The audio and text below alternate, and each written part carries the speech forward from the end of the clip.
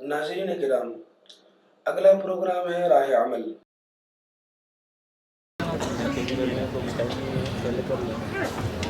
الحمد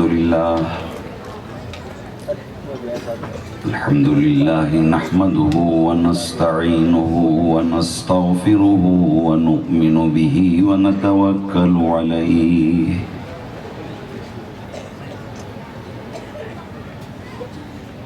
ونعوذ بالله من شرور أنفسنا ومن سيئات أعمالنا من يهد الله فلا مضل له ومن يضلله فلا هادي له ونشهد أن لا إله إلا الله وحده لا شريك له ونشهد أن سيدنا ونبينا ومولانا محمدا عبده ورسوله صلى الله تعالى على خير خلقه محمد وعلى آله وصحبه أجمعين أما بعد فأعوذ بالله من الشيطان الرجيم بسم الله الرحمن الرحيم الرحمن علم القرآن وقال تعالى الرحمن على العرش استوى صدق الله العظيم وصدق رسوله النبي الكريم ونحن على ذلك من الشاهدين والشاكرين والحمد لله رب العالمين۔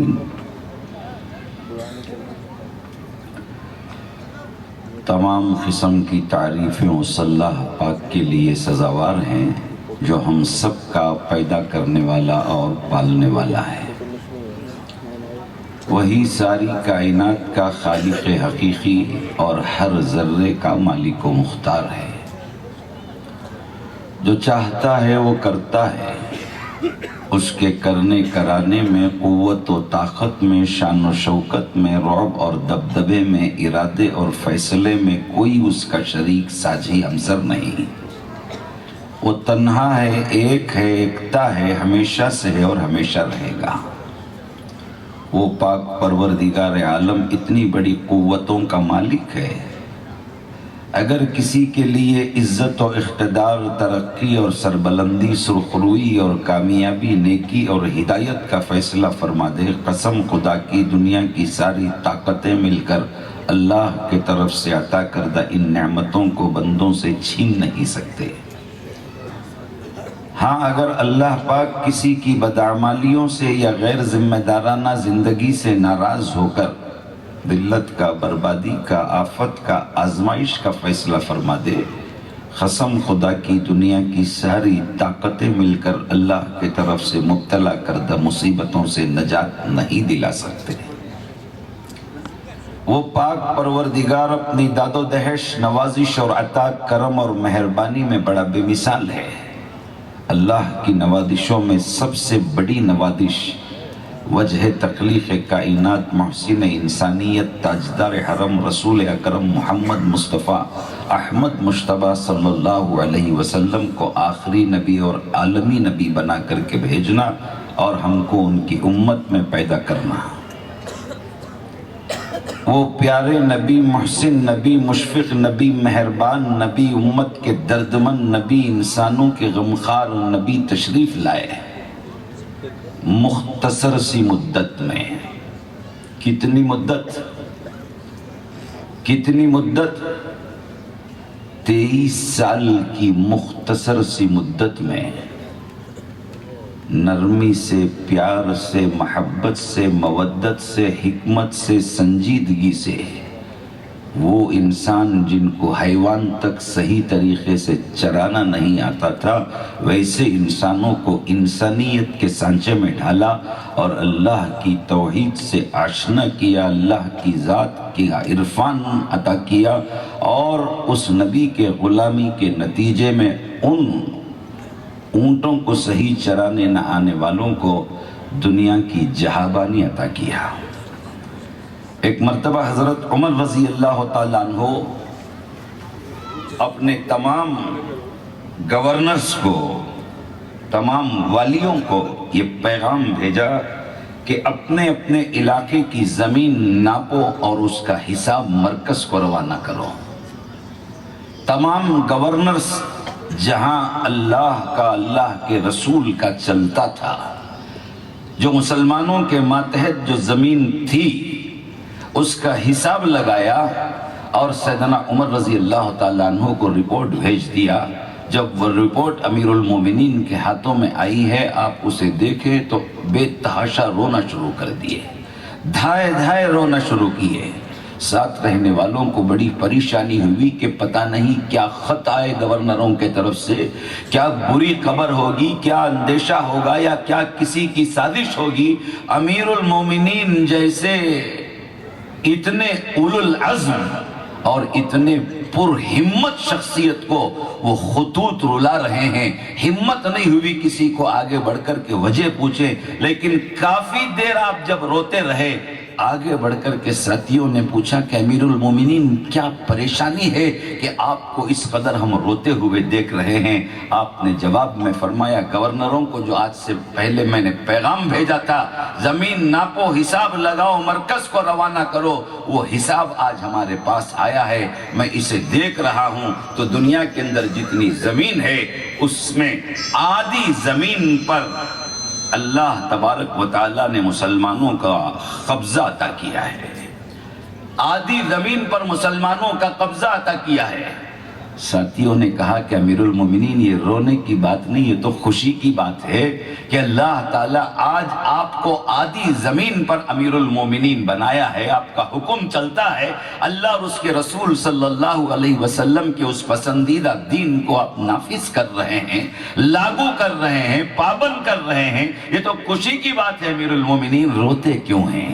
تو امیر المومنین کا جواب سنو، آپ نے فرمایا، میں روتا اس لیے ہوں کہ مجھے وہ دن یاد آ رہا ہے، میری بہن، میری بڑی بہن میرے باپ کے سامنے پھنسا کر کے مجھے یہ کہا کرتی تھی، صبح سے شام تک میں اونٹ چڑھا کر کے جب آتا تھا، اونٹوں کے پیٹ خالی لگے ہوئے نظر آتے تھے، میری بہن مجھے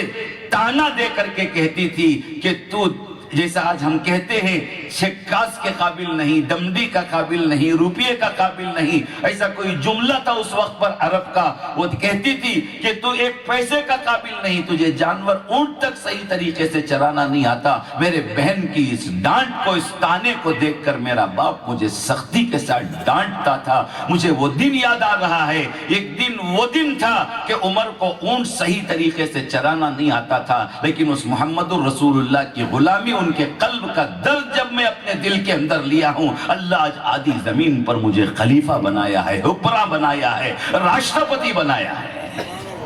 تو بزرگان محترم، یہ نبی علیہ السلام پیار سے، محبت سے، نرمی سے، حکمت سے، سنجیدگی سے، یہ وہ جوہر ہیں۔ 23 سال کے عرصے میں جس جوہر اخلاق کے نتیجے میں خلوب کو اللہ کے نبی نے موہ لیا،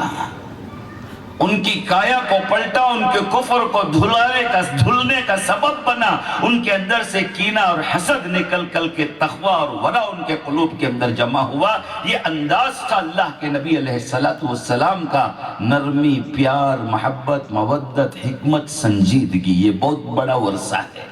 میں مبارکبادی دیتا ہوں اس صفا بیت المال کے مرکزی صدر بانی مولانا غیاث احمد صاحب رشادی کو کہ اللہ تبارک و تعالیٰ نے وارث رسول بھی بنایا، وہ وصف رسول کا ملکہ بھی اللہ نے آپ کو نصیب فرمایا۔ یہ درد، یہ پیار، یہ محبت، یہ حکمت، یہ سنجیدگی، جس کے نتیجے میں 8 سال کی عمر ہے اس صفا بیت المال کی۔ کتنی عمر ہے؟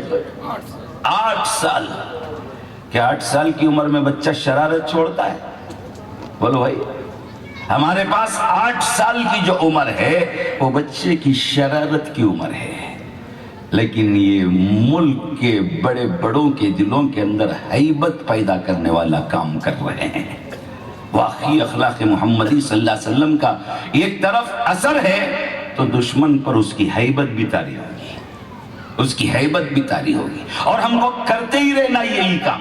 ہم کو کرتے، اللہ کے نبی علیہ السلام کا یہ ورثہ ہے۔ لیکن میں آج مولانا نے جو کتابیں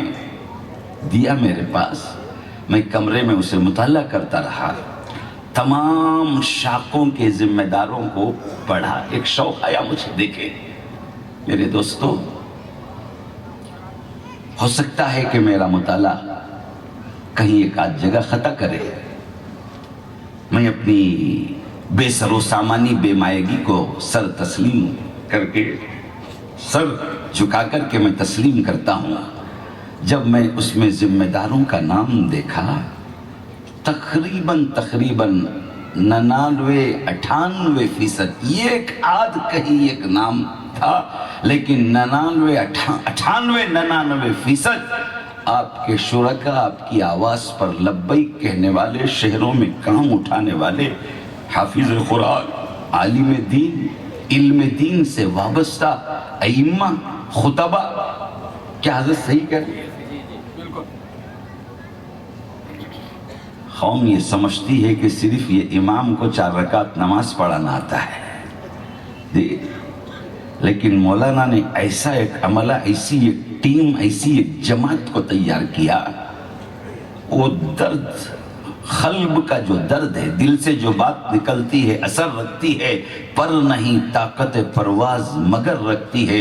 دل سے جب وہ جذبہ نکلتا ہے تو سامنے والے کے دل کو ٹکراتا ہے۔ میرے دوستو، یہ علماء قبول کیا، خود یہاں چک منگلور کے اندر یہ جمع فکر علماء، جی، اور پورے ان 9 اسٹیٹوں کے اندر جہاں بھی کام شروع ہوا ہے، حضرات علماء۔ دوستو، مسیح الامت حضرت مولانا شاہ مسیح اللہ صاحب رحمت اللہ علیہ کے پاس اس علاقے کے علماء کی ایک جماعت بھی،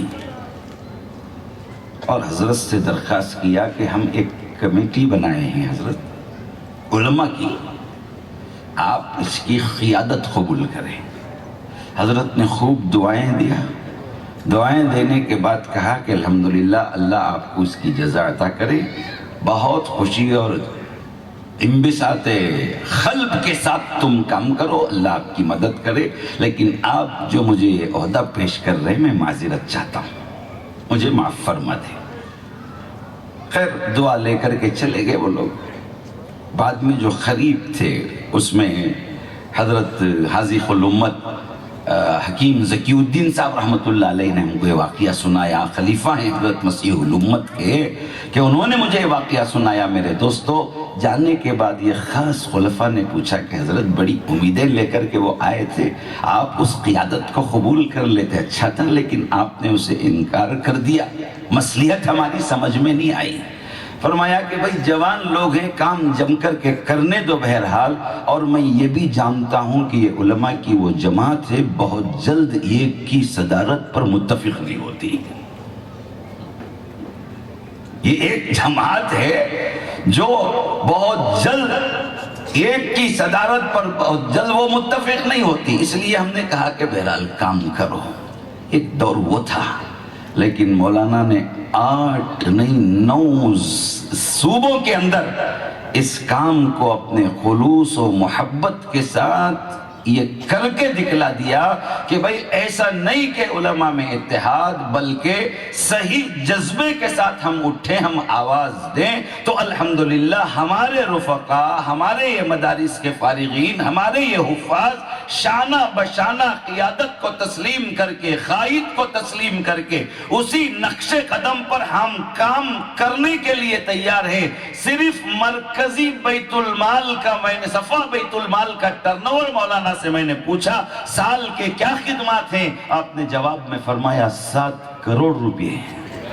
7 کروڑ روپے۔ ابھی چک منگلور کی جو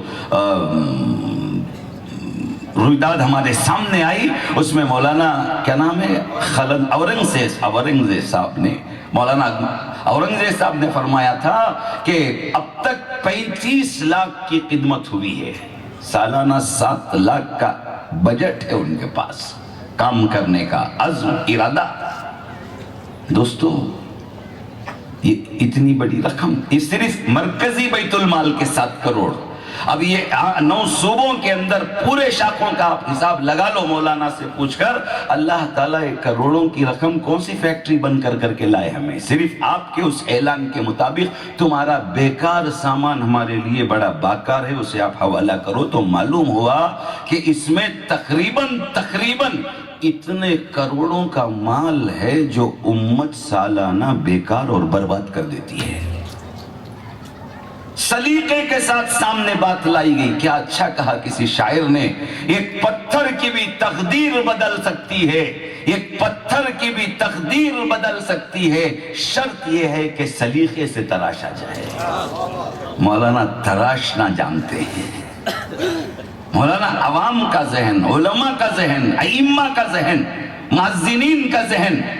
شہر کے اندر کام کو اٹھا رہے، یہ درد مندی۔ نبی پاک صلی اللہ علیہ وسلم کا جو وصف خاص تھا،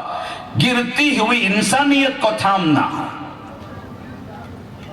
70 سال ہوئے ہمارے ملک کو آزاد ہوئے، 60 پر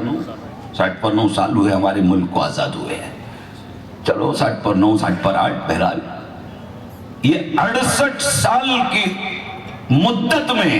100 نیتا مل کر کے ملک کے ایک کونے خطے میں وہ امن بھرا ماحول پیدا نہیں کر سکے۔ میرے آقا نے 23 سال میں عرب کے جوہلا کے سامنے جو ماحول قائم کیا تھا، وہ کیا تھا؟ یہی درد مندی۔ ہم لوگ اسے بڑا سمجھتے ہیں، یہ کام نہیں ہوگا، یہ کام نہیں ہوگا، اور بسا اوقات ڈرتے ہیں۔ مولانا نمونہ ہیں ہمارے لیے، مولانا غیاث احمد رشادی مدد اللہ العلی، حیدرآبادی کے ایک شاعر کی ربائی یاد آئی مجھے، آفت کی گھڑی ضرور ٹل جائے گی، آفت کی گھڑی ضرور ٹل جائے گی۔ کتنی آفتوں کو ٹلنے کا ذکر کیا ہمارے رویداد سنانے والوں نے، کن کن کے گھروں سے مصیبت ٹلانے کے لیے، فاقوں کو ٹلانے کے لیے، میتیں اٹھنے کے لیے، اور ان اندھوں کے لیے، بیواؤں کے لیے، غریبوں کے لیے، یتیموں کے لیے کیا کیا شکلیں ان لوگوں نے پیدا کیا۔ صبح سے آپ لوگوں نے کارگزاریوں کو سنا کہ لوگ سمجھتے ہیں، لوگ سوچتے ہیں کہ بھئی یہ کام ہمارے سے ممکن نہیں، عزم اور ہمت کی ضرورت ہے۔ شاعر کہتا ہے آفت کی گھڑی ضرور ٹل جائے گی۔ کیوں ڈرتے ہو؟ کیا جان نکل جائے گی؟ کیوں ڈرتے ہو؟ کیا جان نکل جائے گی؟ مشکل کب تک کہو گے حیدر؟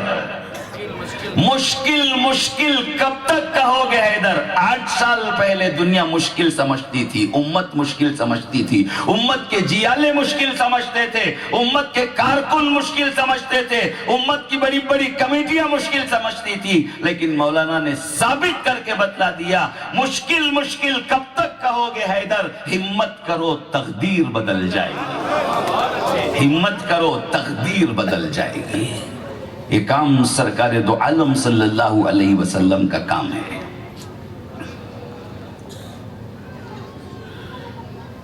میں عرض یہ کر رہا تھا کہ اس ٹیم میں پورے ملک کے اندر 99% علماء، تالی قرآن، حافظ قرآن، ائمہ، خطبہ ہیں۔ تو مجھے ایک بات سمجھ میں آئی، ایک نکتہ سمجھ میں آیا طالب علمانہ، حق تعالیٰ اس قرآن کی تعلیم کا جب ذکر فرماتے ہیں الرحمن علم القرآن، جی الرحمن علم القرآن، رحمان سکھلایا قرآن پاک کو۔ واقعی رحمان کی اگر وہ رحم و کرم نہیں ہوتا، یہ وہ کلام جس سے پہاڑ عاجز آ گئے، جس سے زمین عاجز آ گئی، جس سے آسمان عاجز آ گئے، سبوں نے کہا کہ نہیں، لو انزلنا ھذا القرآن علی جبل لرأیتہ خاشعا متصدعا من خشیۃ اللہ۔ ہر ایک مخلوق نے یہ عذر کیا اپنی بے بسی کا، اپنی بے مائگی کا، اپنی کم ہمتی کا، آخر کار اللہ نے اسے قابل سمجھا اپنے فضل سے، وَحَمَلَهَا الْإِنسَانُ۔ اس کا حامل انسان کا قلب ہو سکتا ہے، وہ کیسے؟ ہم الرحمن ہیں، ہمارے رحم سے، ہمارے کرم سے، ہماری عطا سے، ہماری دیا سے یہ بڑے بڑے یہ مخلوقات ہمارے اس کلام کا تحمل اپنے اندر نہیں رکھ رہے تھے، لیکن ہم نے تمہارے اوپر خصوصی فضل فرمایا، رحم کیا، تو یہ کلام تمہارے لیے ہم نے آسان کر دیا۔ تو جس کے لیے یہ کلام آسان ہو گیا، یہ علماء، یہ حفاظ، یہ تالی قرآن، یہ قاری قرآن، میرے دوستو، ان کے اندر یہ وصف گرتی ہوئی انسانیت کو تھامنے کا، مجبوروں کی خیریت دریافت کرنا، بے چھت لوگوں کو چھت ڈالنا، بے روزگاروں کے لیے روزی کی کوشش کرنا، بھی پروگرام میں آپ نے کتنے عنوانوں کو دیکھا، کتنے عناوین دیکھا۔ حقیقت میں روئے زمین میں اگر یہ وصف پیدا ہو سکتا ہے، سب سے پہلے درجے میں یہ علماء حق، یہ تالی قرآن، یہ حافظ قرآن ہی کے اندر یہ جذبہ پیدا ہو سکتا ہے، اس لیے کہ حق تعالیٰ ایک اور جگہ فرماتے ہیں الرحمن علی العرش استوى، اللہ تعالیٰ جو عرش پر قرار پائے ہیں میرے دوستو، اللہ تعالیٰ، اس میں بڑی تفصیل ہے میرے دوستو کہ اللہ کو قرار پانے کے لیے کیا مکان کی ضرورت ہے، مکین کی ضرورت ہے، کرسی کی ضرورت ہے، تاج کی ضرورت ہے، تخت کی ضرورت ہے، نہیں، یہ سب انسانی ضرورتیں ہیں، لیکن ایک نظام اللہ تعالیٰ سمجھا رہے ہیں، عرش ہے، اس کی بڑی تفصیلات ہیں، حضرات مفسرین نے بڑی لمبی لمبی تفصیلیں پیش کی ہیں، وہ اس مختصر سے وقت میں طالب علمانہ اس بے مائگی کی حالت میں پیش نہیں کر سکتا، لیکن یہ فرمایا کہ جو عرش والا ہے، جو عرش پہ ٹھہرا ہے، یہ کہاں جہاں سے سارا نظام پروردگار جہاں سے چاہے وہاں سے چلا سکتے ہیں، لیکن عرش معلیٰ سے برکتوں کا نزول، رزق کا نزول، فلاں کا نزول، فلاں کا نزول، دیگر آیات کے تفسیر میں حضرات مفسرین نے لکھا کعبے کی سیٹ پر بیت المعمور، بیت المعمود کی سیٹ پر اللہ کا عرش، عرش سے اگر کوئی چیز گرائی جائے وہ بیت المعمور پر، بیت المعمور سے گرائی جائے وہ کعبۃ اللہ پر، عرش معلیٰ سے عالم دنیا کے لیے، انسانوں کے لیے، آپ کے لیے، میرے لیے، اولاد کی شکل میں برکت ہو، دولت کی شکل میں برکت ہو، صحت کی شکل میں برکت ہو، یا کسی بھی شکل میں اللہ کی جو عنایت و نوازش ہے وہ عرش معلیٰ سے بیت المعمور پر اترتے ہیں، بیت المعمور سے کعبۃ اللہ پر اترتے ہیں، کعبۃ اللہ پر اترنے کے بعد اللہ عالم میں اسے بھیجنے کا یہ نظام بنائے ہیں، مساجد کا رخ کعبے کے طرف ہے، وہ کعبۃ اللہ اللہ کی برکتوں کا پاور ہاؤس ہے، تو یہ مساجد میرے دوستو اس کے ٹرانسفارمر ہیں، جیسے ٹرانسفارمر کرنٹ کھینچ کر متعلق کو دیتا ہے، یہ مساجد وہی کام کرتے ہیں، کعبے سے برکتوں کو لے کر مسجد سے جو متعلق ہے اسے فراہم کرتے ہیں، کنیکٹڈ کو دیتے ہیں، تار لگی ہے کھمبے سے، جلے گی، جلے گا لائٹ، بجلی آئے گی، بے نمازی ہے، تار نہیں لگی ہے اللہ کے گھر سے، اس کی گھر کی برکتوں میں رکاوٹ، کھانے میں رکاوٹ، پینے میں رکاوٹ، تجارت میں رکاوٹ، اولاد کی اطاعت میں رکاوٹ، بیوی کی وفاداری میں رکاوٹ، پتہ نہیں زندگی کے جن شعبوں میں مسلمان پریشان ہیں، ماننا پڑے گا جہاں سے اس شعبے کو روشنی لینا تھا اس ٹرانسفارمر سے ہمارا کنیکشن ہم نے توڑ لیا ہے۔ تو خیر عنوان بدل جائے گا میرے دوستو، مسجد کی عظمتوں پر میں چلا جاؤں گا، مجھے مختصر سے وقت میں بات کو سمیٹنا ہے، تو میں عرض یہ کر رہا تھا کہ وہ عرش سے جو ہم برکتوں کو نازل کرتے ہیں، عرش سے ہم سارے نظام کو چلاتے ہیں، سب کے لیے کھانا، ہماری پرورش میں، ہماری ربوبیت میں، کافر بھی ہے، مشرک بھی ہے، ملحد بھی ہے، یہود بھی ہیں، ہنود بھی ہیں، نصارہ بھی ہیں، ہم پالنے پر جب آتے ہیں، دیکھنے پر جب آتے ہیں، نوازنے پر جب آتے ہیں، ہم یہ نہیں دیکھتے کہ یہ ہمارا ماننے والا ہے یا نہیں ماننے والا ہے، بلکہ ہم یہ دیکھتے ہیں کہ یہ ہماری مخلوق ہے، یہ ہماری مخلوق ہے، ہم اس لیے پال رہے ہیں۔ تو معلوم یہ ہوا عرش معلیٰ اللہ اگر چاہے تو یہ کہہ سکتے تھے، اہل علم نے لکھا الجبار علی العرش استوى، الملک علی العرش استوى، ارے تخت سے ملک نہ جڑے گا تو پھر کیا جڑے گا؟ ہماری عقل یہ کہتی ہے ہمارا دین یہ کہتا ہے تخت سے ملک نہیں جڑے گا، مالک نہیں جڑے گا تو پھر کیا جڑے گا؟ حق تعالیٰ فرماتے مالک بن کر سارے عالم کو پال نہیں سکتے تم، یجمان بن کر سارے عالم کو تم پال نہیں سکتے، قہار بن کر کے مخالف کو روزی نہیں دی جا سکتی، جبار بن کر کے مشرک کے گود میں کھانا نہیں ڈالا جا سکتا، پھر کیسے؟ حق تعالیٰ فرماتے ہیں الرحمن علی العرش استویٰ، یہ رحمان نے قرآن سکھایا، اور رحمان ہی کے وہ صفات اللہ تعالیٰ اپنے بندوں کے اندر منتقل فرمائے کہ بھائی دیکھو ہمارا یہ طریقہ کار ہے، اے زمین پر میرے انبیاء کے وارث پھیلو تم، ساری انسانیت کو گلے سے لگانا سیکھو، پھر ہدایت ہمارے ہاتھ میں، ہم جب چاہے تب دیں گے، ہم جب چاہے تب دیں گے، ہدایت تمہارے ہاتھ، خلق کو سینے سے لگانا تمہارا کام ہے، ان کو ہدایت سے لگانا ہمارا کام ہے۔ بسا اوقات تنگ ذہن تنگ ظرف یہ سمجھتا ہے ارے یہ محلے کے کفار کو بھی دے رہے، یہ محلے کے مشرک کو بھی دے رہے، بعضوں کا ذہن ہے کہ سب ہمیں لوٹ لیں، سب ہمارا ہی جیب بھرے، دوسرے مولوی کو کچھ نہ ملے سب مجھے ملے، جی بسا اوقات یہ سوچ ہوتی ہے، نہیں، نبی پاک صلی اللہ علیہ وسلم کی خدمت میں کچھ قیدی آئے، اللہ کے نبی کو معلوم ہوا کہ اس میں حاتم کی بیٹی صفانہ بھی ہے، کیا نام؟ حاتم تائی کی خیرات بہت مشہور ہے، سنا ہوگا آپ لوگوں نے، سنا بہت کم آواز آ رہی ہے، عمل سے تعلق ہے تو آواز زور سے آ جاتی ہے، حاتم والے عمل سے اگر تعلق ہے تو بیک وقت سب کہتے ہیں جانتے ہیں، چونکہ ہمارا ان کا لین دین میں بڑا تعلق ہے، ہمارا ان کا عمل ملتا جلتا ہے۔ حاتم کون حضرت پہ بولے نا کی بابا کبھی اپنی زندگی میں حاتم بننے کا موقع نہیں ملا، دیتا حضرت خوب کتنا دینا گا تو میں گھر میں دے ڈالتا، گھر میں۔ اللہ کہتے ہیں المخلوق، اللہ کے رسول کہتے ہیں المخلوق و عیال اللہ، ساری مخلوق اللہ کا کنبہ ہے، جو اللہ کے کنبے اور اس کے گھرانے کے ساتھ رحم و کرم کرتا ہے، آسمان والا زمین والوں پر رحم کرتا ہے۔ حاتم کی بیٹی آئی، اللہ کے نبی کو معلوم ہوا، اللہ کے نبی صلی اللہ علیہ وسلم نے بڑی عزت اور بڑے اکرام کے ساتھ اسے بلایا، رولا کر کے کہا اچھا آپ حاتم کی بیٹی ہو؟ ہاں یا رسول اللہ، کیا چاہتی ہو؟ میں چھٹکارا ہونا چاہتی ہوں، میں قیدی بن کر کے نہیں رہنا چاہتی ہوں، مجھے آپ آزاد کر دیں۔ فرمایا تیرا باپ انسانوں کا ہمدرد تھا، تیرے ساتھ ہم رحیمانہ سلوک نہیں کریں گے تو پھر کس کے ساتھ کریں گے، ضرور ہم تجھے آزاد کرتے ہیں۔ صفانہ نے کہا کہ اللہ کے نبی میں اگر تنہا گھر کو جاؤں تو میرے گاؤں والے مجھے تانا دیں گے، یہ سخی کی بیٹی ہے، تنے تنہا آزاد ہو کر کے آ گئی، اپنے بستی والوں کو چھوڑ دیا، سرکار مجھے چھوڑنا ہے تو آپ ہمارے بستی والوں کو بھی چھوڑ دیجئے۔ اللہ کے نبی نے کہا منظور تیری باپ کی سخاوت کا احترام ہمارے پاس ہے کہ تیری ہر درخواست قبول ہے، تیری ہر درخواست قبول ہے۔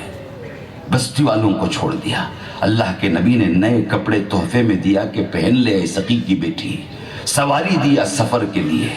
کھانا دیا، توشہ دیا، اعزاز و اکرام کے ساتھ آپ نے اس حاتم کی بیٹی کو اور ان کے بستی والوں کو واپس کیا۔ جب یہ لوگ بستی والے سنتے تھے کہ یہ قید ہو کر کے چلے گئے ہیں، اب پتہ نہیں ان کے قتل کی خبر آئے گی یا ان کے بدلے کی خبر، ان کے فدیے کی خبر آئے گی، بستی والے پریشان ہیں، لیکن یہ حاتم کی بیٹی اپنے گاؤں والوں کو لے کر کے جب داخل ہوتی ہے تو حاتم کا بیٹا عدی ابن حاتم بہت خوش ہو کر بہن کا استقبال کرتا ہے اور بہن سے پوچھتا ہے کہ بہن سے پوچھتا ہے اے بہن، اے صفانہ، جس شخص کے جن لوگوں نے تم قید کر کے جس سردار کے پاس، جس نبی کے پاس تم کو لے کر گئے، اس کے بارے میں تمہارا تبصرہ کیا ہے، اس کے بارے میں تم کیا کہنا چاہتی ہو؟ اس نے کہا ہم نے ان کو سخاوت کرنے والوں کے لیے بڑا کریم پایا، ہمارے باپ کی سخاوت کا احترام کیا انہوں نے، مجھے بڑے عزت کے ساتھ پیش آئے، میری ہر درخواست کو انہوں نے قبول کیا، ایسا لگتا ہے ان کے درد و کرب کو دیکھ کر کے واقعی وہ نبی ہیں، انسانیت کا درد لے کر کے آئے ہیں۔ عدی نے سواری لی، عدی بن حاتم نے اللہ کے نبی کی خدمت میں حاضر ہوا اور اللہ کے رسول صلی اللہ علیہ وسلم کو یہ بات پہنچائی گئی، حاتم کے بیٹے عدی آئے ہیں، ابھی صفانہ کو آپ نے چھوڑا، وہ گھر جا کر کے قبر دیا ہے، ان کی بہن آئی ہیں آج آپ کے پاس، ان کا بھائی آیا ہے آج آپ کے پاس ملنے کے لیے۔ اللہ کے نبی صلی اللہ علیہ وسلم نے بلایا اور بلا کر کے اپنے مسند پہ بٹھایا، خود نیچے بیٹھ گئے۔ اہل علم نے لکھا عدی پانی پانی ہو گیا اللہ کے نبی کے چہرے کو دیکھ کر، یہ اعزاز و اکرام کو دیکھ کر کہ واقعی میرے باپ کی سخاوت کی وجہ سے میری یہ عزت کہ مجھے آپ اپنی گدی پہ بٹھا دیے یا اپنی بیٹھک پہ بٹھا دیے، اور وہ خود آگے بڑھ کر کے بیٹھ گئے۔ شرم سے پانی پانی ہوا، ادب کے ساتھ نیچے اتر گیا اور کہا کہ اللہ کے نبی میں آپ کے مسند کے قابل نہیں، میں آپ کے خادم ہونے کے قابل ہوں، میں آپ کا غلام ہونے کے قابل ہوں، آپ کے اس کریمانہ اخلاق کو دیکھ کر کے میں کلمہ پڑھنے کے لیے آیا ہوں۔ کلمہ پڑھا، وہ اسلام میں داخل ہو گیا۔